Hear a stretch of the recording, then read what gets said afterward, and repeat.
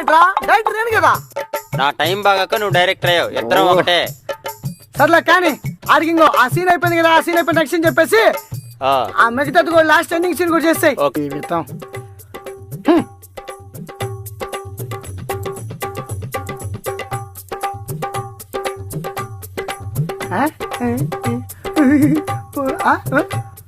Okay cut pack up.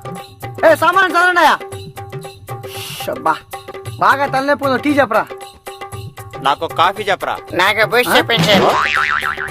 Boost పిల్లాడికి అవసరం sir. Next సినిమాలో అదే అదే.